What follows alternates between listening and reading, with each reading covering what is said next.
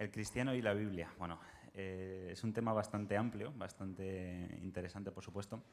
Mi objetivo principal era motivaros a que leáis la Biblia, por supuesto, pero también a que intentáis entender cómo otra gente ha leído esa Biblia, es decir, cómo sonaban esas mismas palabras cuando Jesús las decía, y también entender un poco cómo es la Biblia como conjunto de libros, ¿no? Entonces, si ponemos la primera slide, Linda. Este es un poco el medio resumen, ¿no? La introducción que he traído. Bueno, básicamente el núcleo es que la Biblia es un relato histórico, es decir, nos muestra también la historia del pueblo de Israel, cosas que sucedieron y que han sido probadas.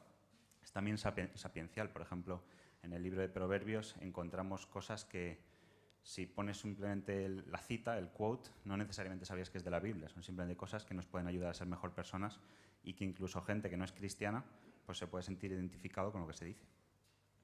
El segundo es que es una fuente para conocer a Dios. La Biblia nos enseña cómo es Dios, qué desea de nosotros, qué desea del mundo, etc. Y la tercera es una herramienta de vida y de evangelización. La Biblia te explica cómo es ser un buen cristiano, te indica una serie de pautas de cómo debes vivir tu vida y también te invita a que lo compartes con los demás. Entonces es bastante interesante. He querido rodear esas tres ideas, con dos cuadrados. Uno rojo, que habla del contexto histórico y del acercamiento sociológico, ahora hablaré enseguida de ello.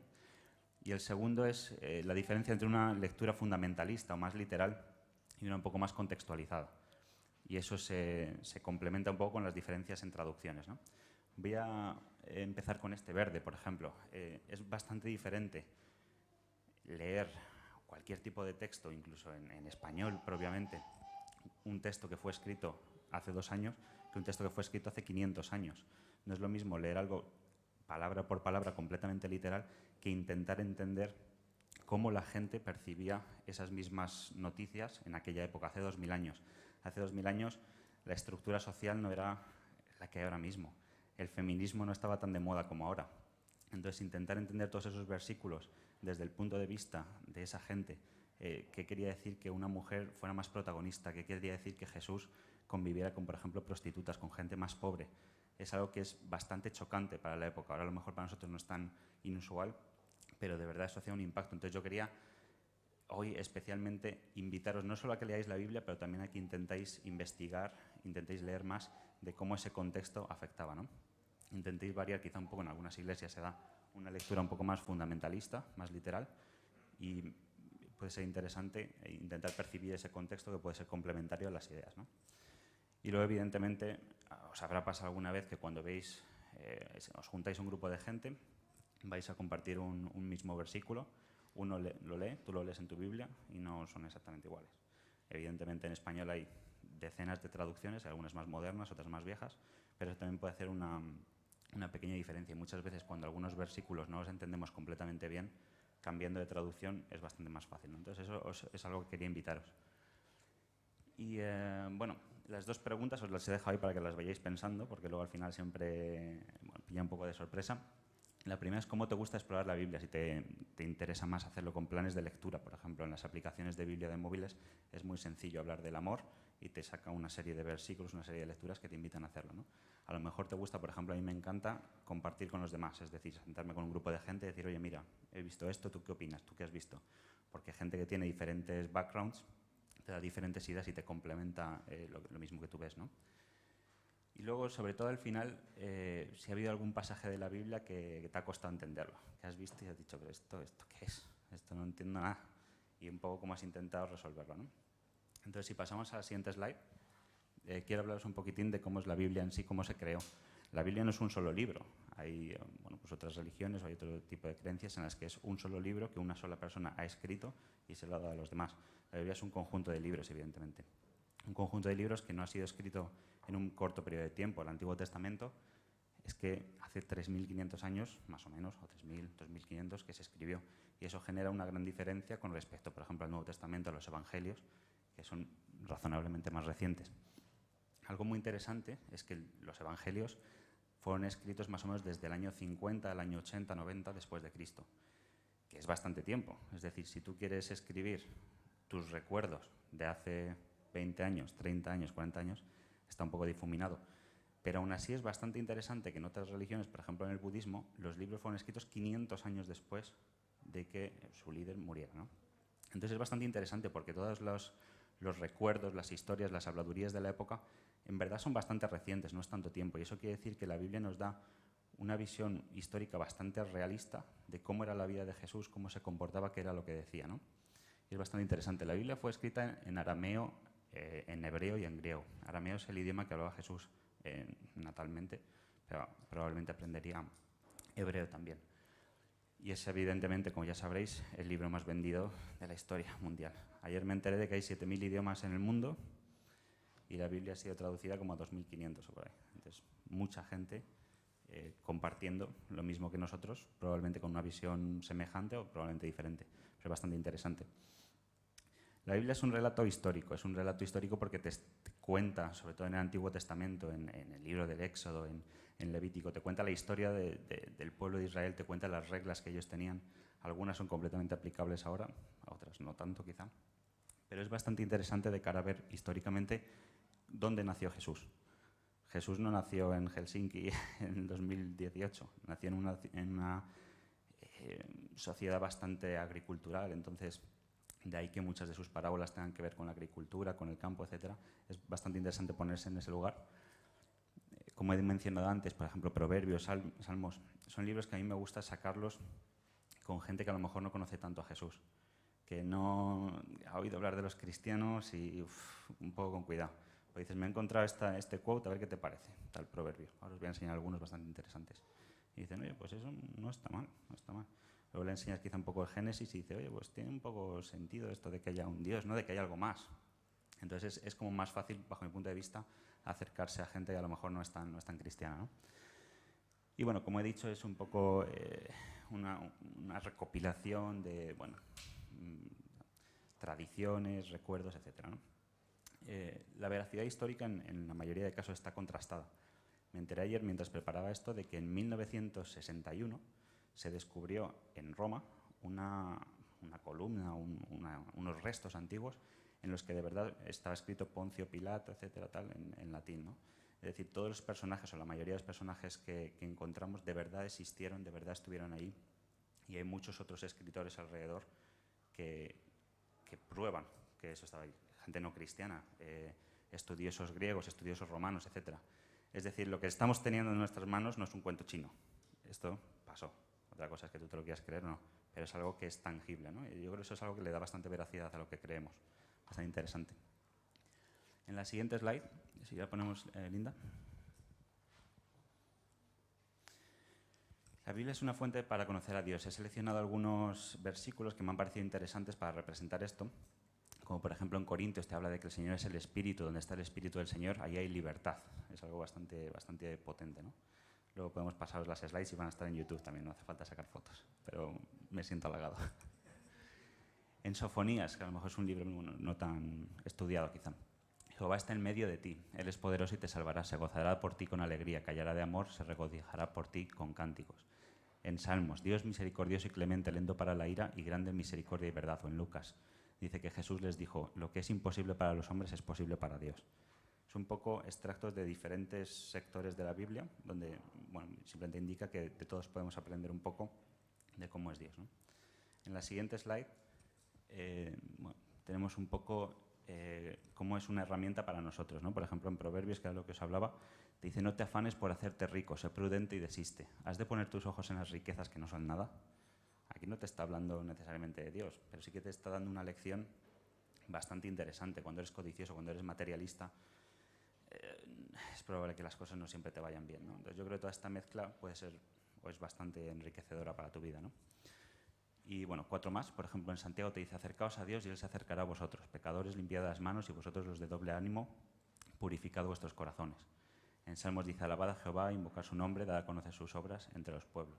Romanos dice, por ejemplo, que la fe proviene del oír y el oír proviene de la palabra de Dios. Según no debería ser nada. En fin, Filipenses dice, por nada estéis angustiados, sino sean conocidas vuestras peticiones delante de Dios en toda oración y ruego, con acción de gracias. O sea, de verdad te invita a ser partícipe de la relación con Dios, te invita a pedir, te invita a estar con Él, ¿no? Entonces yo creo que es bastante interesante y conviene también tener una lectura crítica y amplia de la Biblia para saber cómo llevar tu vida, ¿no? En la siguiente slide, yo creo que quería hablaros un poco de las dudas que a mí me vienen a veces cuando estoy pues leyendo la Biblia. A veces hay pasajes que los lees y dices, ¡buah! Tiene todo el sentido del mundo, me viene perfecto para mi vida, para este problema que he tenido, es excelente, ¿no? Y es curioso que algo que se ha escrito hace 2000 años también a día de hoy a mí me pueda impactar y me pueda motivar, ¿no? Pero hay otras veces que dices, pero ¿y esto qué es? ¿Esto qué es? ¿No? Entonces, todo viene de un versículo bastante querido por Cari, que está en Timoteo, y que dice que toda la escritura está inspirada por Dios y es útil para enseñar, ¿no? Entonces se supone que todo lo que está escrito de verdad tiene un sentido, ¿no? Entonces ahí se hace un poco difícil cuando llegas, por ejemplo, en el caso de este versículo que está abajo, el de Marcos, ¿no? Que dice, pero cierto joven lo seguía, cubierto el cuerpo con una sábana. Lo prendieron, pero él, dejando la sábana, huyó desnudo. Claro, y hay que ponerse un poco en el contexto, ¿no? O sea, tú estás viendo un relato de suspense en este capítulo, que es Marcos 14. Están a punto de coger a Jesús, Judas le ha ido a dar el beso, y de repente, en medio de la nada, sale un tío desnudo. Y bueno, pues no lo entiendo, yo no lo entiendo. Si vosotros lo entendéis, pues luego me lo explicáis. En Levítico, por ejemplo, dicen, no deben recortarse el pelo ni la punta de la barba, pues eso lo hacen los paganos.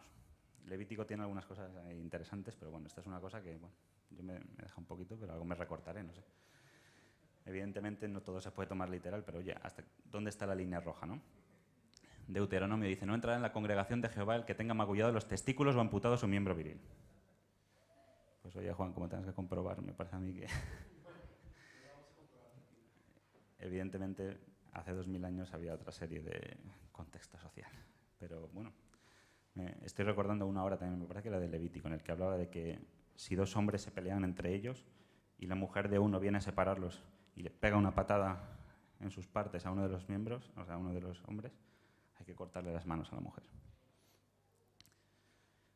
Bueno, no sé, pero está bien poner límites, ¿no? No sé, que alguna se vaya a pasar, no sé. Bueno, son cosas que no son fáciles de entender, ¿no? Entonces, están en la Biblia y tienen su cierta importancia. Interesante también escuchar a cada uno de vosotros pues qué tipo de importancia le dais a esto, ¿no? Y yo creo que la última ya son las preguntas. No quería tampoco aburriros demasiado. Perfecto. Y bueno, vamos a repetirlas si queréis y el plan es un poco que luego os pongáis en grupo y podáis un poco discutir sobre ellas, charlar y bueno, ver qué pensáis, ¿no? Entonces la primera era, ¿cómo te gusta explorar la Biblia? Si con planes de lectura, por orden, desde el primer libro hasta el último, contra gente, intentas entenderla de manera literal o de verdad te preocupas de buscar en internet, oye, ¿y esto qué significa este número al tercer día, el número 7? Yo creo que Juana lo ha explicado algunas veces también, en los vídeos lo podéis comprobar. De verdad, ¿qué entendía la gente cuando se hablaba de, pues eso, por ejemplo, el número 7, ¿no? Y la segunda, si hay algún pasaje de la Biblia que de verdad te haya sido difícil de entender, que no le ves el sentido ahí, ¿cómo has intentado arreglarlo? ¿Le has preguntado, por ejemplo, a alguien en la iglesia? ¿Le has preguntado a Juan? ¿Las has buscado en internet? ¿Cuál ha sido un poco tu estrategia? Y eso es lo que tenía para vosotros. Un aplauso a José. Me gusta que cuando damos la oportunidad así de que los demás se paren y nos enseñen, cada uno trae su propio estilo y José, qué chévere, es bastante metódico, bastante como claro en su enseñanza y yo creo que estas son buenas preguntas para hacernos. Obviamente, una de las pautas claves cuando uno se acerca a la Biblia es buscar qué significaba el texto que está escrito a las personas a quienes fue dirigido ese texto en un principio. Pero bueno, les invitamos entonces a que nos reunamos en pequeños grupos, ahí donde estamos, para que podamos dialogar acerca de estas preguntas. Recuerda, ¿cuál es una manera en la que tú te puedes conectar con la Biblia? ¿Qué funciona para ti, como decía José? Y lo otro es, ¿qué hacemos cuando tenemos esas dudas? Entonces, acerquémonos ahí en grupitos y vamos a escuchar lo que Dios ha puesto en el corazón de Luz en esta mañana. Entonces, cuéntanos, estoy muy ansioso por escuchar. Dios les bendiga. Gracias a Dios por la oportunidad que me da de estar aquí reunida con todos ustedes. No soy persona de palabras elocuentes, pero he pedido a Dios que me asista con su Santo Espíritu y pido a todos ustedes que me ayuden en oración. Oren a favor mío, que el Señor sea ayudándome a hablar de su palabra en esta mañana. Amén. Señor Jesús, gracias te doy por la oportunidad que me da de estar aquí en este lugar. Muchas gracias, Padre mío. Quiero hacer tu voluntad, Señor, tú sabes. Quiero ser de bendición. Y en esta mañana quiero que también hables a mi vida porque soy la más necesitada. Amén. En esta mañana el tema, he titulado esto, el poder de las palabras. La muerte y la vida están en poder de la lengua. Está en Proverbios. Si gusta pueden tomar nota de los textos que voy a citar para después podamos poder compartir entre todos y analizar el tema. Dice en Proverbios 18, 20, 21. Del fruto de la boca del hombre se llenará su vientre, se saciará del producto de sus labios. La muerte y la vida están en poder de la lengua, y el que la ama comerá de sus frutos. Nosotros somos lo que decimos diariamente, lo que confesamos, eso somos. Si confesamos bendición, tendremos una vida bendecida. Si hablamos, nuestra boca habla maldición, eso tenemos. En Lucas 6:45 nos dice, el hombre bueno del tesoro de su corazón saca lo bueno, el hombre malo del mal tesoro de su corazón saca lo malo, porque de la abundancia del corazón habla la boca. En Proverbios 13:3 dice, el que guarda su boca guarda su alma, mas el que mucho abre sus labios tendrá calamidad. Hermanos, debemos de tener mucho cuidado con lo que decimos, porque escuchen lo que nos dice en San Mateo 12, 36, 37. Mas yo os digo que de toda palabra ociosa que hablen los hombres, de ella darán cuenta en el día del juicio. Porque por tus palabras serás justificado y por tus palabras serás condenado. Eso no es que uno suelte las cosas al aire y se queden ahí. Dios va teniendo eso en cuenta y el día del juicio, si pesa más lo malo que lo bueno, ustedes saben qué nos puede pasar. Él nos pesa, vamos a ser pesados en balanza. Según nuestras acciones, según nuestro vivir. En Santiago 3:10 nos dice, de una misma boca proceden bendición y maldición. Hermanos míos, esto no debe ser así. La Biblia nos enseña que debemos de apropiarnos de sus promesas, de su palabra y ponerlas por obra. Amén. Tengo un corto testimonio que viví, esto que dejó marcada mi vida y aprendí a confiar en las promesas de Dios. Cuando yo era niña, mis padres me enseñaron este camino de la salvación y tenía yo como 8 años y vivíamos en el campo, muy lejos de la ciudad, y para ir a estudiar tenía que caminar mucho. Las casas estaban muy distantes del camino y yo tenía otra compañera, ella tenía 12 años, era mayor que yo y alta. Yo era pequeñita, muy pequeñita, y me quedé pequeñita. Y bueno, ella iba sola, a veces me esperaba, ella entraba más temprano porque ella estudiaba en otro colegio y estaba en otro año. Y ella a veces se iba más temprano, cuando yo no venía, se iba adelante y pues yo iba atrás de ella. Yo entraba más tarde a estudiar.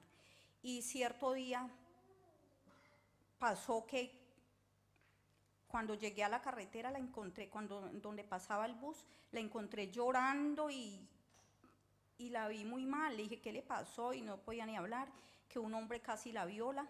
Afortunadamente logró soltarse porque el hombre se entretuvo quitándole un reloj que tenía y ella se zafó y como era tan alta pudo correr mucho y no le pasó nada.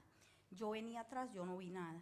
Mi mamá me enseñó el Salmo 91, me decía, termínelo, vuelve y lo empieza, y así hasta que llegue, que el Señor es el único que la puede guardar, y así fue. Yo nunca vi nada por el camino, nunca me pasó nada, el Señor hasta aquí me ha guardado, gloria a Dios. Y tengo muchos más testimonios también de sanidades y muchas cosas por confirmar esta palabra. No es porque seamos cristianos pues lo tenemos todo y que todo nos va bien. Si nos apropiamos de sus promesas, todo irá bien, pero si nos desviamos, si no tenemos esa palabra en nosotros, estamos a la deriva de cualquier acechanza del diablo, como escuchábamos en las enseñanzas anteriores, que debemos de orar y estar pegados siempre de la mano de Dios, porque la Biblia dice, el diablo anda como león rugiente buscando a quien devorar, y a los cristianos es a los que él persigue, a los que están afuera él los tiene seguros, no pasa nada, pero a los cristianos que estamos buscando de Dios es el al que está pendiente a ponernos tantas cosas. Por eso debemos de apropiarnos de la palabra de Dios.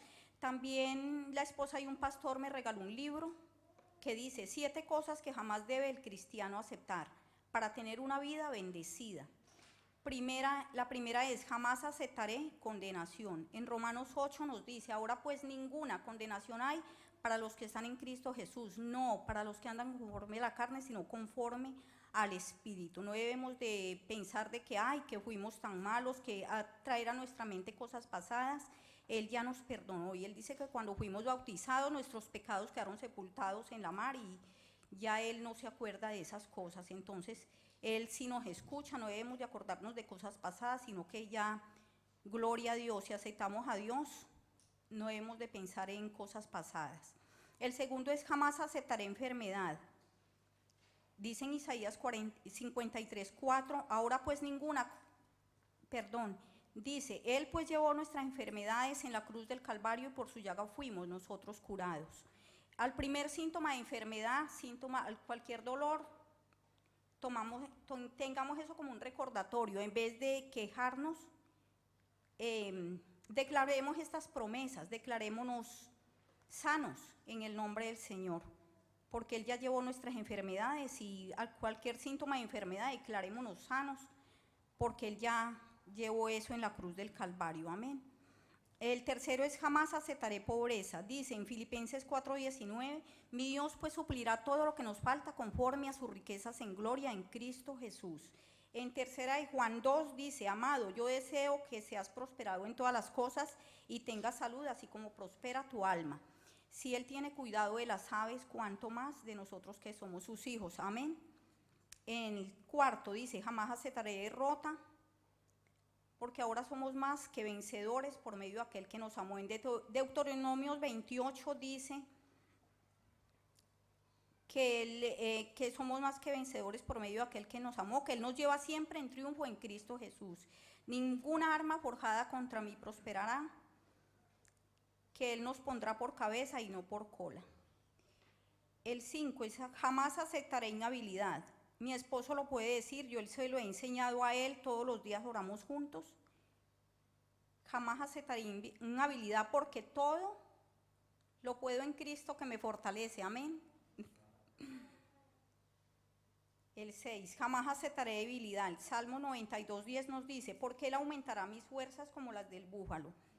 El 7, jamás aceptaré temor. Salmos 23:4 nos dice, no temeré mal alguno porque tú estarás conmigo. Les invito a que nos apropiemos de estas promesas y las hagamos una realidad en nuestras vidas, porque nosotros como cristianos debemos de estar llenos de la palabra de Dios para confirmarla cada día, porque como cristianos, para ser unos cristianos vencedores, victoriosos, ir de victoria en victoria, debemos de tener estas promesas de Dios y confirmarlas a cada momento. Les voy a dar 2 textos que pueden leer en casa o meditarlos ahora. Si gustan, los podemos compartir ahora. Están en Filipenses 4:8 y 9, dice, en esto pensad, por lo demás, hermanos, todo lo que es verdadero, todo lo honesto, todo lo justo, todo lo puro, todo lo amable, todo lo que es de buen nombre, si hay virtud alguna, si hay algo digno de alabanza, en esto pensad. Lo que aprendisteis, recibisteis, oísteis y visteis en mí, esto haced, y el Dios de paz estará con vosotros. Dios les bendiga.